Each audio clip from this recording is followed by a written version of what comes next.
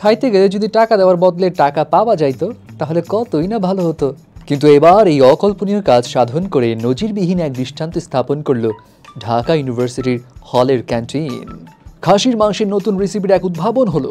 ঝোলের সঙ্গে রইল কচকচে টাকা। অ্যাকচুয়ালি কচকচে না, ঝোলের সঙ্গে মাখামাখি হয়ে নেতিয়ে গেছে টাকার নোটটা। যাই হোক, এই ঘটনা জানাজানি হবার পর তো চারিদিকে তোলপাড়। একদল নেটিজন ক্যাশব্যাক অফার মনে করে ডিইউর ক্যান্টিনে খাওয়ার বাসনা জাগাচ্ছে, তো আরেক দলের সন্দেহ এটা আসলে কোন ছাগলের মাংস।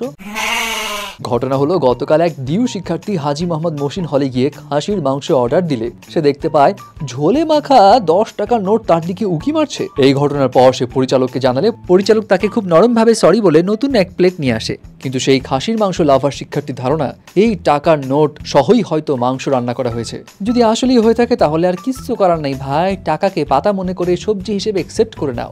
যাই হোক, এই ক্যাশব্যাক অফার দেওয়ার অভিনব কায়দা জানার পরে অনেক লোভী খাদকেরা সেই হলে খাওয়ার জন্য পায় তারা খুঁজলেও আরেক দলের প্রশ্ন, এ ভাই এটা সেই ঐতিহাসিক 15 লাখ টাকার ছাগল না তো? কে জানে, হইলেও হইতে পারে ছাগলের ভিতরে হয়তো মাংসের ভাজে ভাজে এরকম নোট পাওয়া যাচ্ছে। যাই হোক, জোকস অ্যাপার্ট, বাট আমার কাছে মনে হচ্ছে এই নোট সহ হয়তো রান্না হয়নি। যদি রান্না হয়তো তাহলে নোটের আর খুঁজেই পাওয়া যেত না, অস্তিত্বই দেখা যেত না। হয়তো ক্যান্টিনেরই কোনো একটা লোক ওই মাংস সার্ভ করতে গিয়ে টাকা বের করে হয়তো সামহাও ওখানে ড্রপ করে ফেলছে, হু নোজ। এনিওয়ে, আসলে জিনিসগুলো খেয়াল রাখা উচিত, নাহলে তো উল্টো পাল্টা ভাবে এইসব জিনিস ভাইরাল হয়ে গেলে তো মুশকিল।